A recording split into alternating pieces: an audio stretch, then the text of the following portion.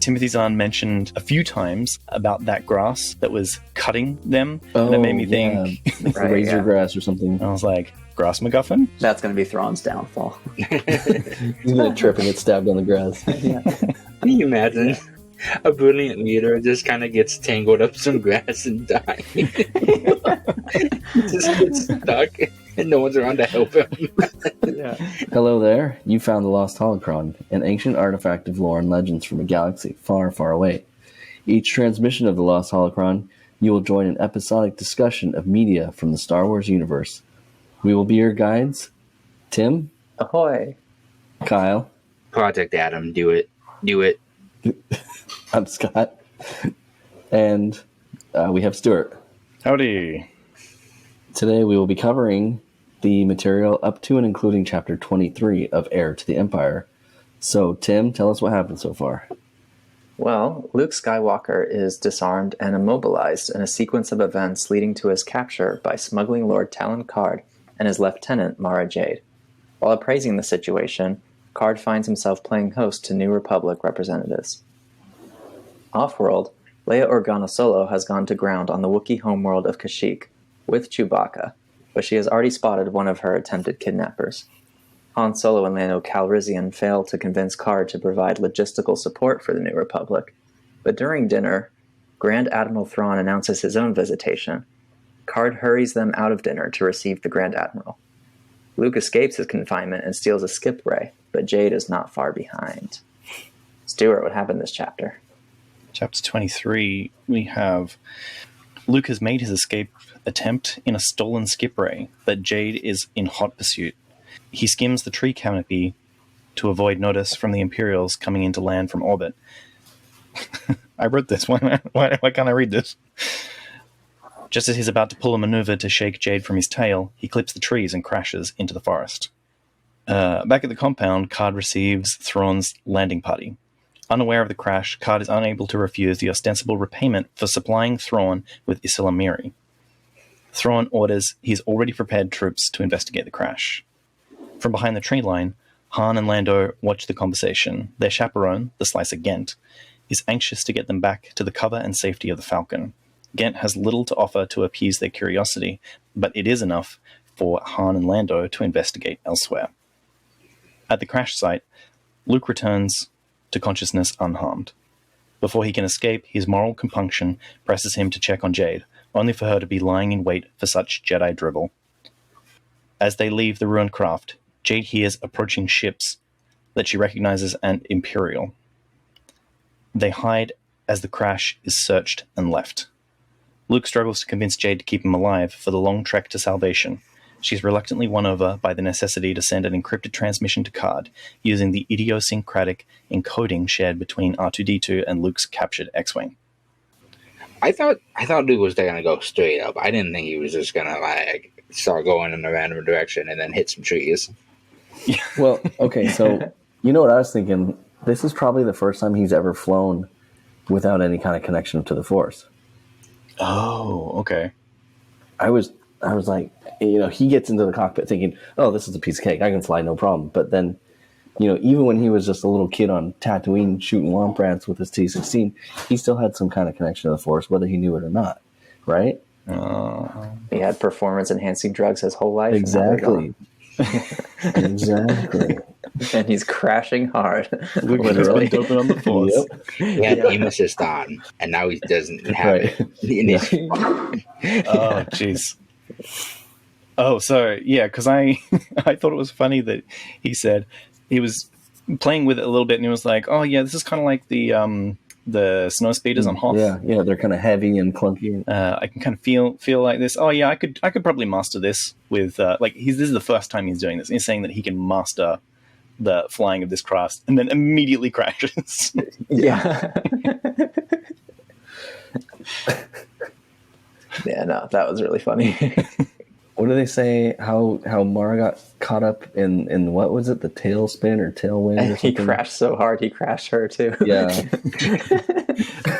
That's impressive. Yeah. It's like the what was it? It was the tailwind, the tail current of the craft. She was flying that close to him. She was like drafting behind him, and yeah, the what would you call that? The tail. It's a tailwind, Tailwind? right? The draft. The draft. All the eddies behind the craft. Yeah. Yeah. That as he crashed, it was such turbulence in the air that she also crashed.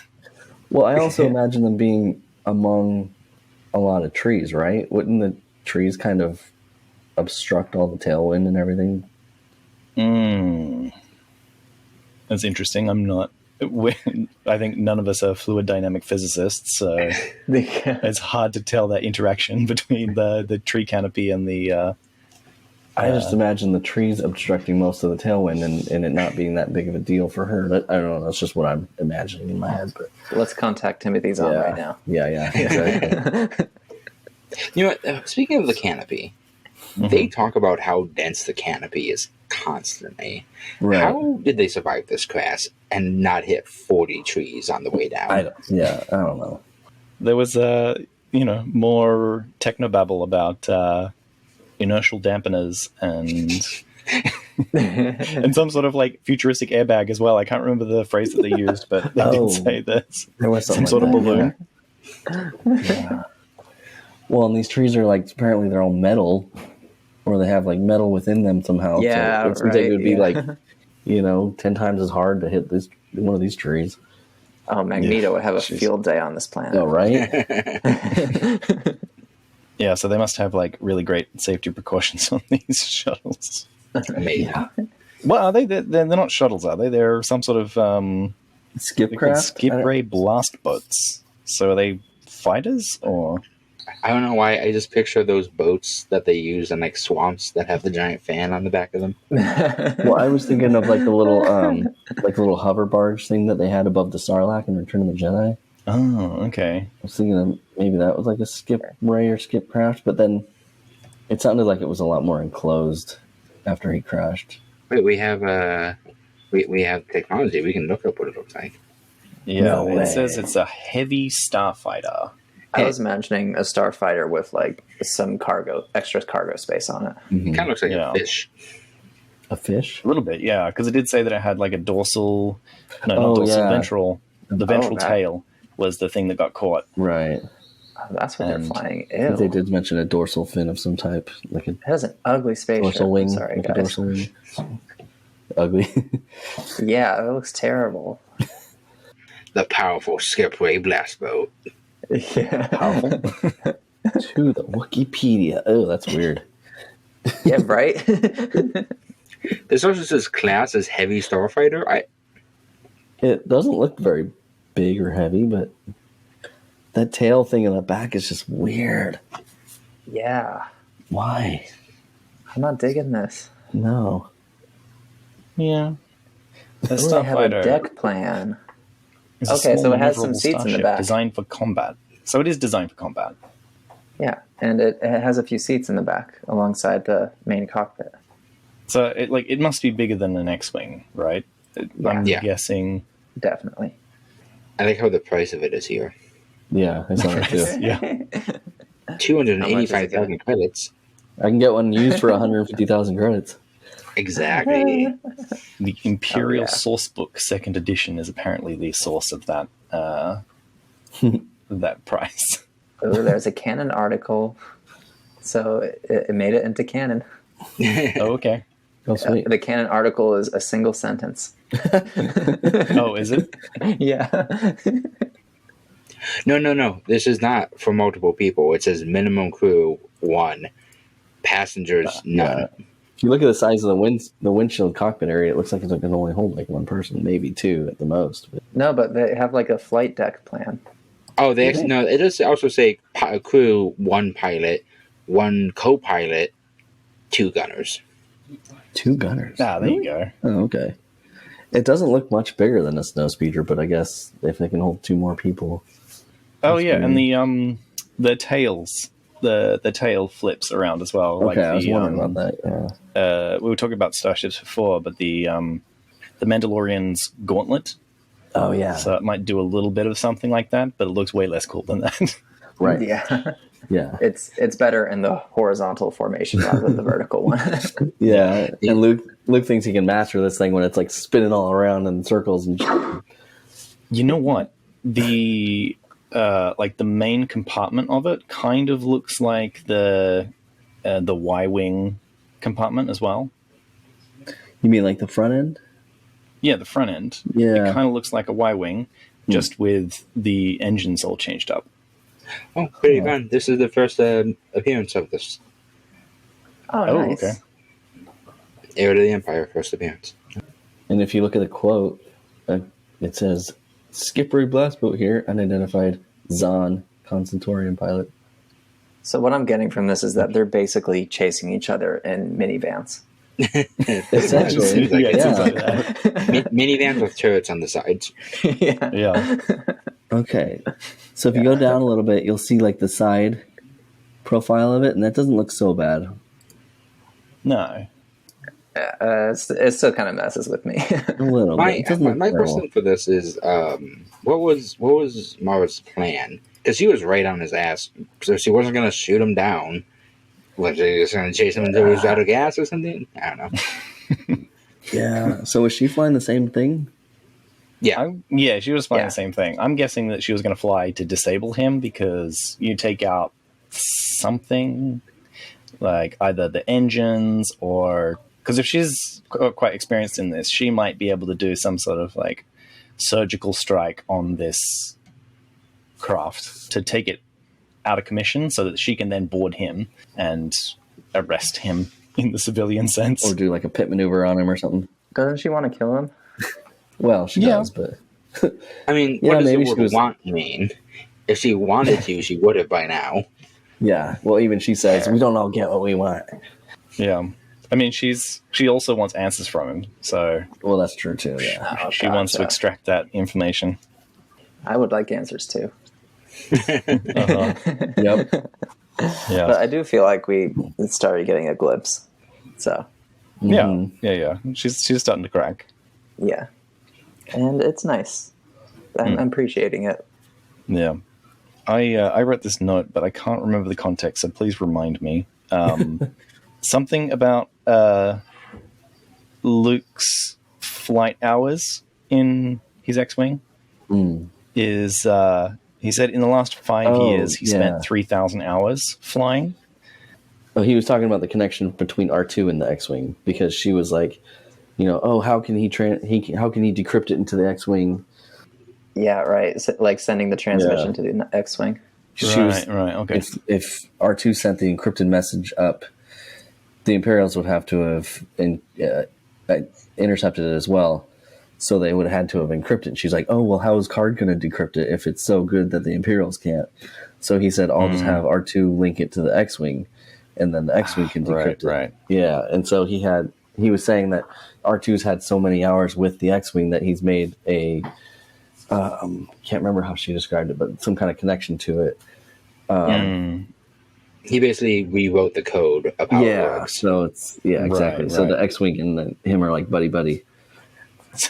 So their software is so interlinked that they can talk to each other at, was it 30% faster than? Yeah, 30, 35 at most. 35, yep. Yeah. Which she was impressed with. Yeah, she says, "Oh, that is something." I forgot the word she used, but yeah. So yeah, if you consider that it's of 3,000 hours of flight time, 5 years is almost 44,000 hours. That, pretending that he sleeps for half the time, he's spending maybe 12% of his time. Because we don't, there seems to be no kind of general relativity in the Star Wars universe. There's no time dilation or anything that happens. Right, so yeah. we're assuming that he spends about 12 to 13% of his time in his X-Wing, which doesn't sound like a lot, but now that I think about it, that's like an eighth of his time, an eighth of his waking hours is spent. Still not as much time as I spend in my car here in America. I mean, yeah, really. Yeah. Considering how much star travel how long it takes, an eighth of his waking hours doesn't seem like a lot to be spending. Yeah. I probably spend 3 or 4 hours a day in my car. That many? 3 or 4 hours a day. So if he spends 3 hours a day in his car, that'll take 1,000 days, which is only 3 years. So Luke is not spending so much time in his X-Wing for this weird software bug to be happening between the R2 and his X-Wing. Well, I mean, it also really just depends because they do wipe. What was it? They wipe them. They typically wipe them every 3 to 6 months. What was it? Oh, 6 months? Something like that. And it's just. Yeah, he just is. All of the time he's there, R2's in there. And also, maybe R2 just kind of sits there sometimes. Yeah, that's just flying. When Luke goes out to go do something, R2 is just sitting there.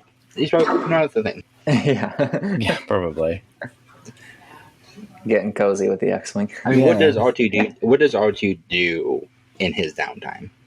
Do droids get bored? I don't know. They just go into like sleep mode. Dream of a regular sheep. Yeah, it's probably like dogs, right? That dogs, when they're not stimulated, they go to sleep. Most animals in the wild, when they're not stimulated, they go to sleep. When my computer's not stimulated, it just goes to sleep. I think humans are pretty unique in that. I also do that. Mm-hmm. Well, lucky you. I mean, humans do that too. Yeah. It's only in our like hyper stimulated modern lifestyle that we have to be awake for 16 hours a day, 15 hours a day. I can barely fall asleep at night. And so then we get down onto the forest floor. Mara Jade. I don't know how Luke didn't see that coming, that she's just waiting for him to... Because he's fine, and he thinks that her craft ended up better on the inside. He should have just booked it out of there as soon as he felt like... Yeah. Well, Luke isn't known for critical thinking skills. Right. Yeah, but he thought back to what Obi-Wan said right before he died. Uh-huh. Yeah, that's an emotional decision. I guess I gotta go check. Yeah, no, he should have left. Yeah. Yeah, no, very much not Luke's strong suit at all. But I did like getting a callback to something Obi-Wan said. Yeah, and something recent too, because like we talked about the last chapter of like, are we calling back to Return of the Jedi too much? And this time we had the callback to Empire Strikes Back, and now we've got to call back to the beginning of the book, so it's a little bit more of a contemporary reference. Yeah, it feels a bit more tangible from a storytelling perspective. Mm-hmm. Yeah, think back to that time that Obi-Wan just dipped. Peace out. I wonder if we are going to see any more Force Ghosts, or like that's going to be it. That would be really interesting. Well, this is Legends. Does everyone get to be a Force Ghost, or do you have to train to be a Force Ghost? Well, at this point, we didn't know. I think at the time it was just supposed to be. I think it was just supposed to be Jedi people, just the Jedi. And then Vader kind of was redeemed at the end of Return of the Jedi, so he showed up as a Force Ghost at the end. Yeah, so if we take that as reference, then if you're good, you can stick around for a bit. If you've got enough karma points. Mm-hmm. And then it seems like, didn't Obi-Wan make a reference to say that, like, I'm not that strong. I'm in the Force to be able to stick around. Like, he's spent all his skill points. And now he's just going to fade away. He invested in a different skill area. Yeah. Oh, and he said something about like moving on to the next thing.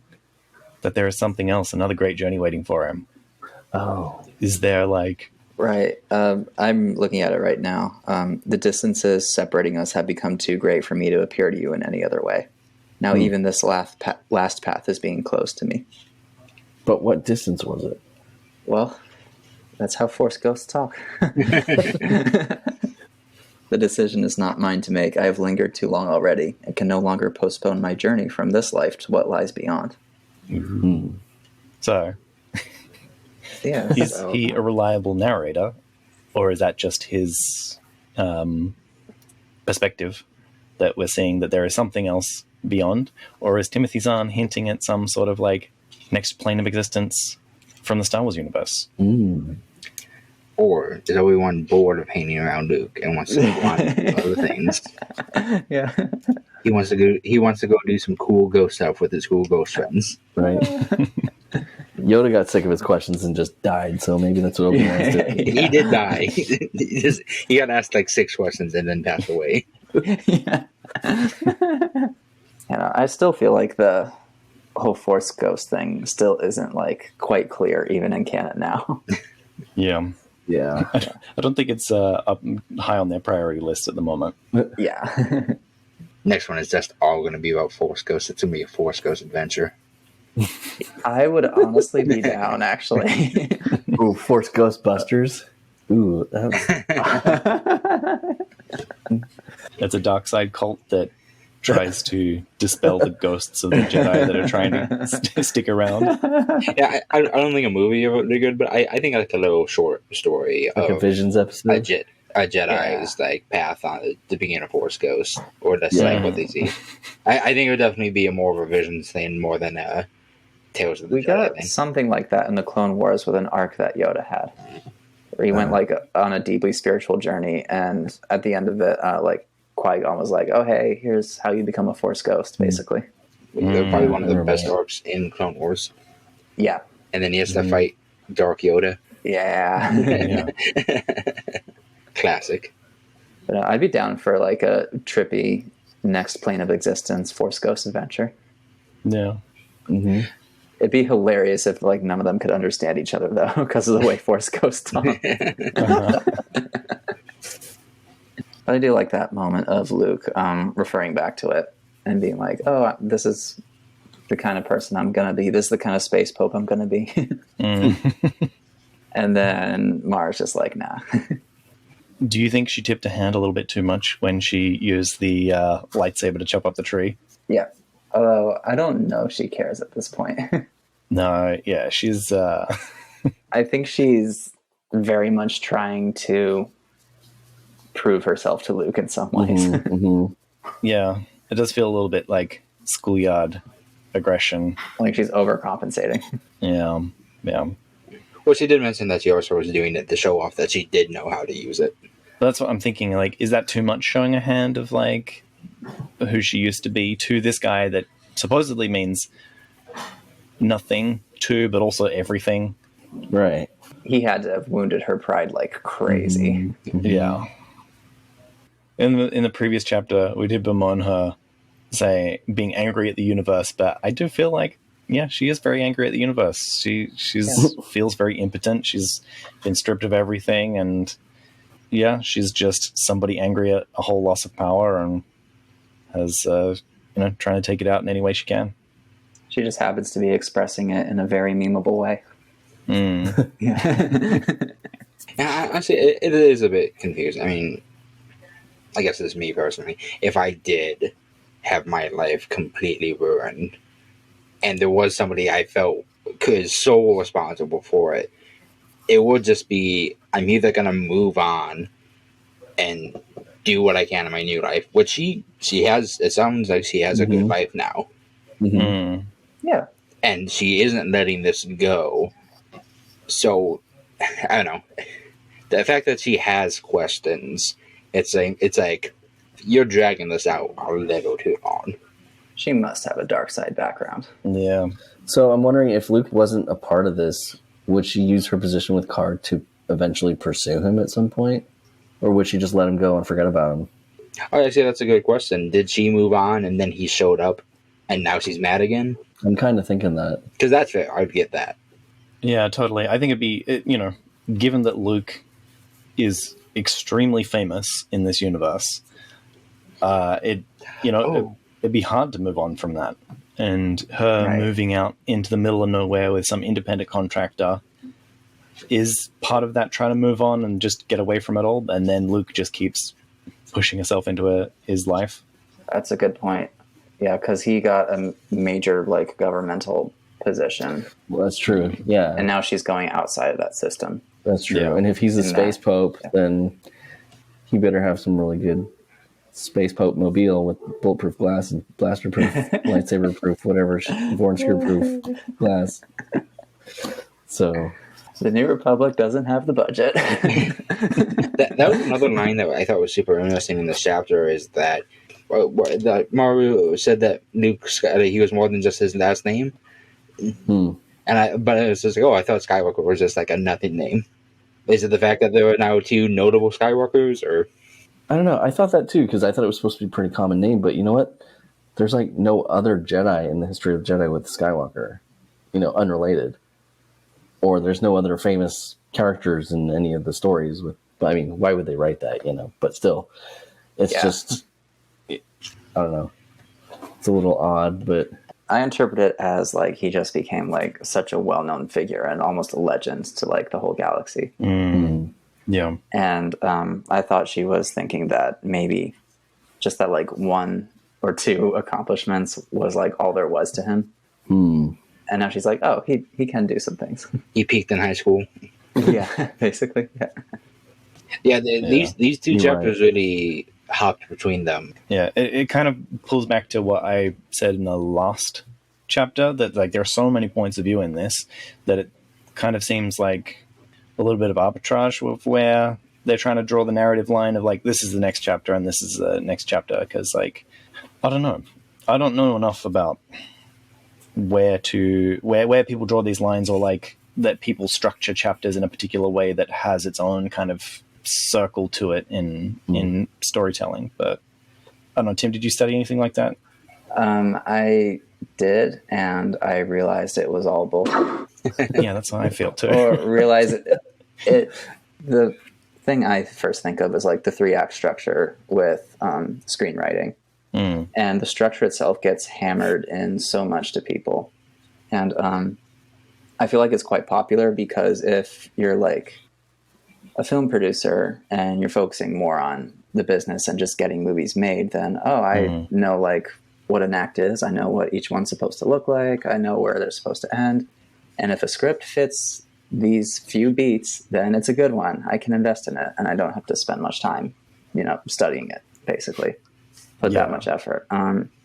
But there are plenty of movies that I think fit that are just not that engaging. And that's because I feel like the structure gets emphasized so much that the momentum of the story or like character psychology and how it naturally develops just kind of falls by the wayside, or sometimes gets manipulated in order to fit that structure in a way that feels inorganic. So I am very anti-structuralist. No, I love movies, and I watched Skin of a Rank recently, and that's just a wild ride. Oh yeah. I have no idea what's going on half the time, but my heart's racing the entire time as well. Yeah. Yeah, no, I mean, that's how it should be. I mean, just focus on the scene to scene. Like, your character's feeling this right now. What are they realistically going to do next? And then just have them do that. Yeah. That's how Breaking Bad was written. Yeah, they made very few plans. I know sometimes it works, sometimes it doesn't. It's true. There are no right answers in art. Yeah. No, certainly not. I mean, with I think a great example was with the Avatar series. The Avatar: The Last Airbender was planned and budgeted from start to finish. Like, when they started it, they knew that they had X amount of seasons to get this amount of story into it, and they got a good story out of it. And then with The Legend of Korra, they got approved for 1 season, maybe more, and they just kind of went with what they could, and it didn't turn out great. Well, I feel like the first series also had a great attention to the detail I'm referring to. Yeah. Yeah, with the flow of the story, where characters are, what they would do next. Yeah. And so it felt natural. With Korra, I often felt like some things were rushed, some things were dragged out too much. Right. Occasionally I wondered why a character did what they did. I still really enjoyed Korra because It wasn't terrible. No, it wasn't terrible. I do feel like these like smaller moments in the overall story was, subject to these criticisms, as you say. I really did like the philosophies that were at play between definitely Korra and her main antagonists during that. And I think that's what really, really struck with me, rather than any particular like scene by scene or like why the hell did the metal bending society end up wanting to force some sort of imperialism at some point. I was like, where did this come from? Yeah, right. Yeah, no, I mean, you're right, because I do agree that, like, the villains of each season were set up to into a really engaging philosophical conflict with Korra and challenge her in very specific ways. Particularly once you get to 3, like, a way that she needed to be challenged. Yeah.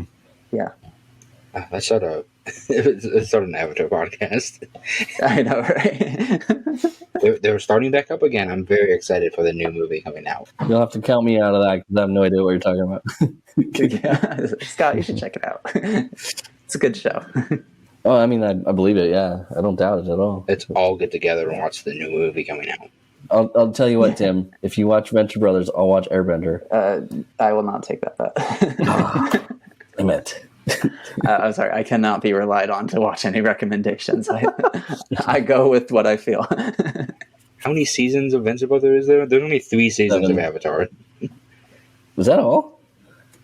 Pretty sure, yeah.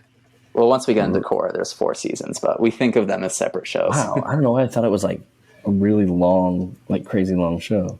Venture Brothers are 7 seasons, but I mean, some of the seasons are only like 10, 15 episodes. But granted, they're like 22 episode seasons, but they're like 30 minutes episodes. Yeah. Anyway, back to Star Wars. All right. Yeah. Well, let's jump perspectives. Yeah. I wanted to talk about how Timothy Zahn mentioned a few times about that grass that was cutting them, and it made me think like the razor grass or something. that it was digging into their shirts, and then it scratched him at one point, and I was like, grass MacGuffin? When is this going to come back? That's going to be Thrawn's downfall. He's going to trip and get stabbed on the grass. Right through his eyeballs. Can you imagine a brilliant leader just kind of gets tangled up some grass and dies? Just gets stuck and no one's around to help him.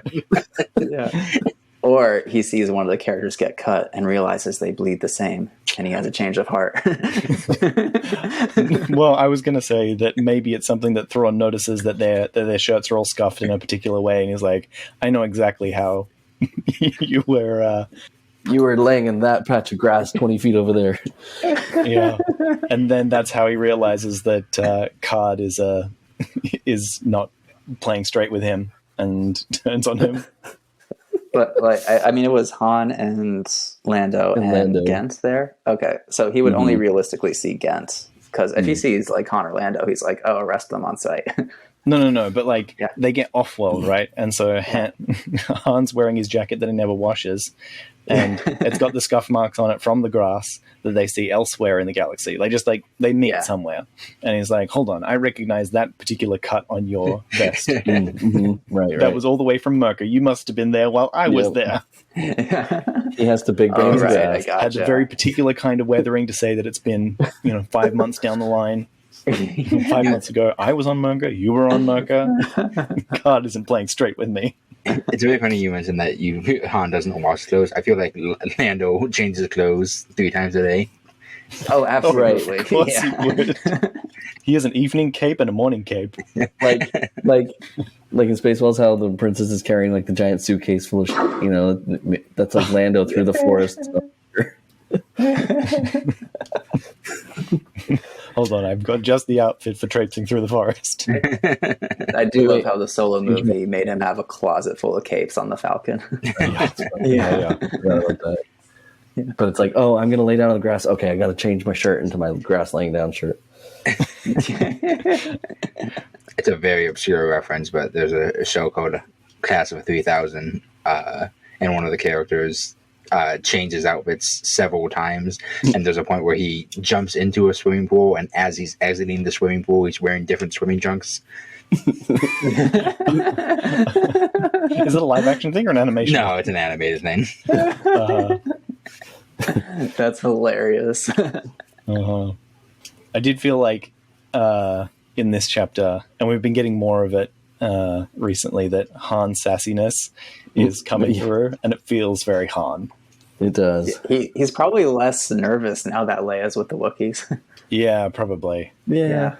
But I feel like Zahn has done a good job of capturing those little mannerisms, and you made the one the comment before of like when they were on wasn't Biff Bash, was it?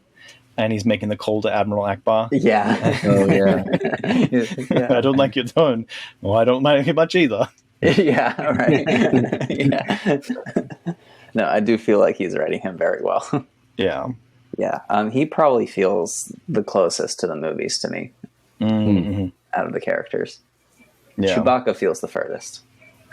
Oh, okay. Because he's had like does 4 not lines. talk. We need to write little reminders or footnotes that Chewbacca is still standing in the corner menacingly. Yeah. Right. Yeah. I feel like R2 is more anxious in this book, as you've pointed out, Stuart, compared to the movies. Yeah. Well, you haven't wiped your drawer. You haven't shut down your computer in 9 years, probably even longer than that. The whole trilogy. The whole.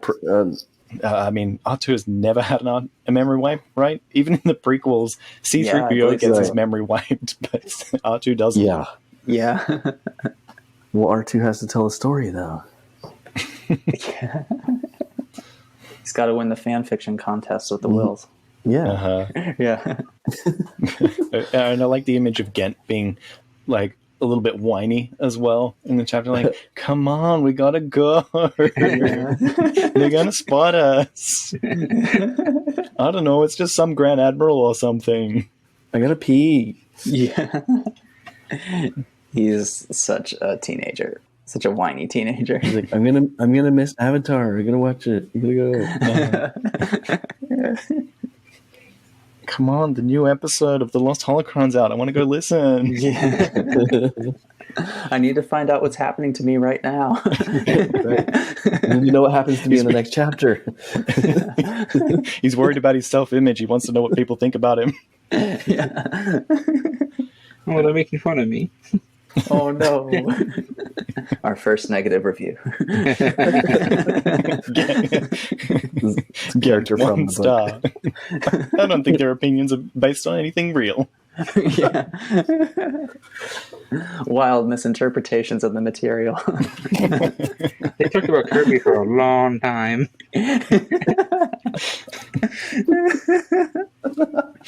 I thought this was a Star Wars podcast. Surprise. It's about everything. Yeah. And then Ghent doesn't know what a lizard is. Yeah. Right. Oh, Little furry snakes with legs. furry snakes with legs. Oh, that was so funny. Yeah, he just knows about technology. He doesn't know about biology. Right. Well, he's got an excuse then. And he doesn't know when to keep his mouth shut either. Yeah. Yeah, he talks quite a bit. Like, I feel like Han and Lando just got a lot of intel from him. I don't know anything about a prisoner. Who mentioned a prisoner? What's going on? Yeah, right. It's like unsolicited Right. breach of information. Oh, also, like, so do you think he doesn't recognize who Luke Skywalker is, or? No. In the previous chapter, Karrde said that he took everybody off world who might know about what happened on on the wild card. Right, that's right. And Okay. so the only people that are left Yeah. on world are either people that are in his inner circle, or people who don't know, when they arrested Luke or captured Luke or whatever. I mean, I imagine him knowing Luke's name, but probably not what he looks like.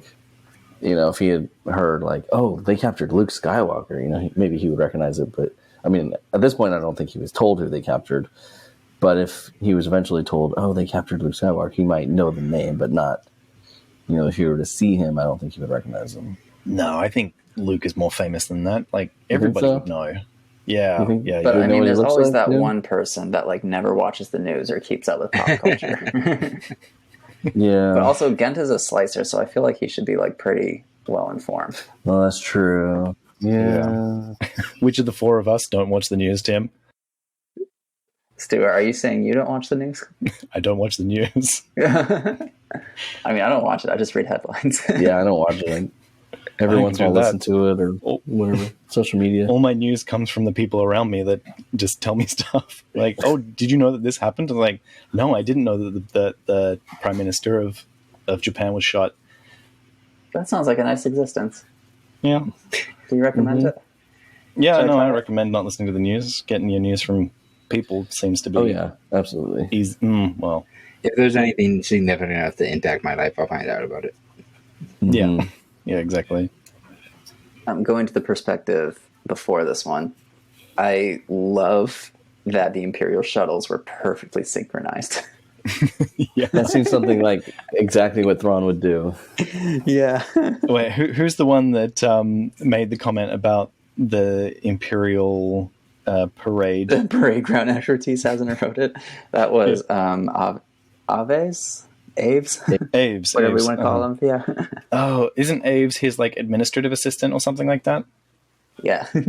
Yeah. Yeah. I thought it was kind of like his right-hand man or something, but And then on top of that, there's a TIE fighter escort that goes by in equally perfect formation. I just loved that. Yeah. Well, that kind of parade stuff is not just about looking a certain way for presentation, but it's also like a drilling tool used by the military to get subjugation of their, or like compliance from their soldiers and stuff like that. They're it's not just it's just for show. It has a lot of and that's why militaries throughout history have always had like marching and drills and stuff like that. So one, you can show it off as a kind of show of force as well, of like, oh my, look how intimidating all these people are moving in coordination, but also as a point of like military education as well. It's quite important. So for Palaeon, I think that would be particularly a point of interest because he feels like, oh, these people are really green, Right, yeah. the golden age of the Empire is behind us, and we need to really like spit shine our boots and blah blah blah. So maybe Palaeon has been quite up on making sure that people are very well trained. Right, yeah. No, that makes a lot of sense, yeah. But also I feel like Thrawn will be on top of that. Yeah. No, So I think it's Palaeon that would be pushing that, but Thrawn will be very happy to. Is probably why he's taking Palaeon under his wing, because he sees that True. precision, attention to detail. Right. Although I'm guessing he doesn't have much of a selection of Imperial officers to. Yeah, no, slim pickings. Yeah. Yeah. I also, I'm thoroughly enjoying like every interaction between Thrawn and Karrde now that they actually talk. Yeah. There's so many mind games happening. Yeah. yeah. I do feel like Karrde is very much out of his depth, though. Mm-hmm. It does feel like, Way on the defensive. yeah, way on the defensive. Do you think that Karrde thinks that he has a chance here, or does he know that he's overwhelmed? I don't know. I think he's in denial about it. I think so. Yeah, I get that feeling too. Yeah. Yeah. Is this before or after he has his own monologue where he's like, Right. Oh, that's the next chapter. oh, Yeah. then I don't know. I think he can pull it off. He has to have a backup plan. But- He seems like a smart enough, well-organized person, and like he has to have like base B and C floating around there somewhere. I think he's slowly starting to recognize that you can't play with both sides when one side is a fascist. Yeah, well, Yeah. I don't think it's the fascism that makes Thrawn dangerous. I think it's he's very astute. He's picking up on all these details, and I guess the fascism does give that a trenchant edge. But yeah, Yeah. It's almost like, I don't know. It's like Thrawn is a cat playing with his prey right now, just waiting for him to make the wrong move. yeah, I also don't even get much of that impression from Thrawn though, because he seems less like a schemer and more of an opportunist, like an observer. does he? Yeah, Yeah. I mean, whenever he talks about his plans or the information he divines, who was on which ship, like who was on the ship that went to Kashyyyk, and who was still on the Millennium Falcon. I think he just like really pays attention to things and speculates as much information as he can from that, then rationalizes it and makes multiple possible plans based on that. Yeah. That's the impression I get from him. I mean, he does make plans as well, but like whatever his big thing with Sluis Van is. Yeah. But I feel like on his way to accomplishing his goals, he's very kind of sort of an improviser. Not really an improviser, more just like someone that's looking ahead at every possible opportunity and preparing for them. Yeah. He does feel like that the chess player that's in the center of playing 5 different games of chess and beating everybody else. Yes, yeah. But I said quite a few chapters ago, like they keep banging this Sluis Van drum for a while, but I'm getting the feeling that this is going to be the final showdown of this book because it is a trilogy, right? So Sluis Van, I'm guessing, is the big showdown at the chapter 30 or 31, and then 32 we get the kind of like, oh well, what's the future going to look like? Well, I'm going to have to write another book about that. And Thrawn was mad. That's another thing. I keep forgetting that this is a trilogy, and I'm sure it's a planned trilogy. And I keep being like, I wish they would just give him more information. But it's like, there's 2 more that we got to read. He has 2 more books that he's trying to fill out here. Yeah, this is also an overarching plan to restore the Empire. So, Rome wasn't built in a day. Yeah. Got to really set all your MacGuffins out for. So again, I keep forgetting this. Thrawn wants to restore the Empire, and he wants to lead it. I imagine so. Yeah. I can't see who else would be the Emperor unless there's going to be like a cloning situation. Cloning seems a little far-fetched. Cloning in Star Wars? No. No. I mean, they did it before the Attack of the Clones. They did it in friggin' Legends with Sabayoth. So it's like, I don't know. And they even mentioned the Clone Wars in one simple line in A New Hope about the Clone Wars. Exactly. And we get and they just went wild with it. Yeah. Okay, so the Dark Empire is in 10 ABY, which is the next year after this. Ooh. So maybe Thrawn has... I don't know what that is. Well, the Dark Empire was the Emperor got cloned, and he says that he has like an essence transfer or something of a Sith ritual that puts his soul into the new body, but he is still gaining power inside the galactic core. And so there was a big, I can't remember if it was a trilogy or something, but it was a set of comics. And it was the first comics that I actually read in Star Wars. And it was so difficult because I wasn't used to the like the language of how time passes in comics. And so it felt really like condensed, and all this information was coming out of me so quickly that I can't say that I particularly enjoyed it. But I do want to go back and reread it because it was quite good, actually. Yeah, I'll have to check it out at some point. And so the Emperor comes back as a clone and is really fighting from the center of the galaxy rather than coming in from the outside. Because apparently the deep core is very hard to get to because there's a lot of gravitational anomalies and stuff like that. And that's a cool concept. I feel like we go to the outer rim too often. Yeah. Sometimes, yeah. Let's go to Tatooine again. Or a Tatooine clone like Jakku. No, but that's really cool that like the idea of the deep core being incredibly hard to navigate because of all those forces. I like that a lot. Well, I mean, even in our own universe, there's in our own Milky Way galaxy that we've got the supermassive black hole at the center, and then we've got huge stellar nurseries there as well. So stars are being born and dying all the time, that there's just so much radiation Nice. that, it'll be extremely inhospitable. God, space is so cool. Yeah. So, and it makes sense that within the story that would be a place where, radiation, gravity, supernovas make it very uneconomical to even venture that way. So that's why his skin is so bad. So maybe Thrawn knows that the Emperor is trying to come back, so he's laying the groundwork for the Dark Empire to emerge and take back the galaxy. That would make a lot of sense, because Thrawn doesn't seem like someone that wants to be an emperor to me.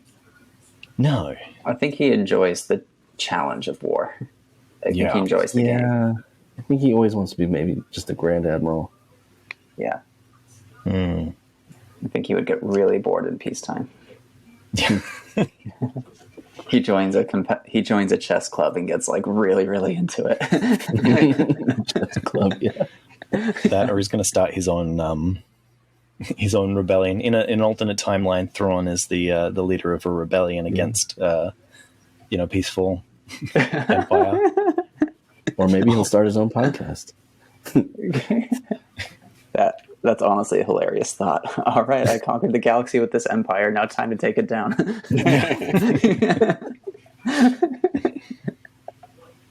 All right, so we end up leaving this chapter with Mara and Luke.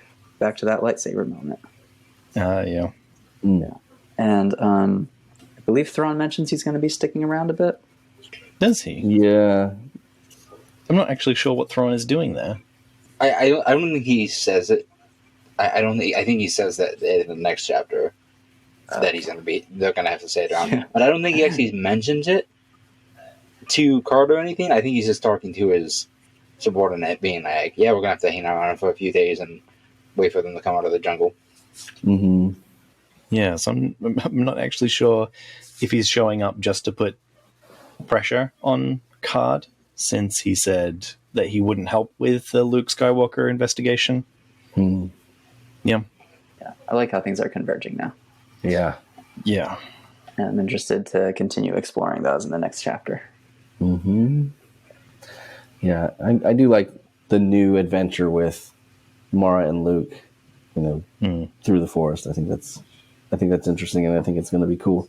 Yeah, it is actually a pretty refreshing change of pace. Mm-hmm. Yeah. Because everything's just been like thriller, espionage, on the run stuff, and now it's Bear Grylls in space. Yeah. Bear Grylls in space, and hopefully a bit of character development. So. Yeah. I think we started seeing some cracks in Mara in this chapter. Bear Grylls with somebody who wants to shoot him. No. Mara is Bear Grylls. Yeah, Mara's Bear Grylls. Yeah. Right. Yeah, Luke wouldn't last 10 minutes out here. No, he would not. Especially not without the Force. Right. No, certainly not. Yeah, because he thinks he can master everything without the Force, and then he crashes. Doesn't realize how much he's leaning on that. Mm-hmm. Q Kreia. This has been The Lost Holocron. You can find transcripts, links to discussions, and more at our website, lostholocron.com. While you are there, you can learn how you can support the creation of future episodes. Read on, and we will be waiting for you in the next transmission. We would be honored if you would join us.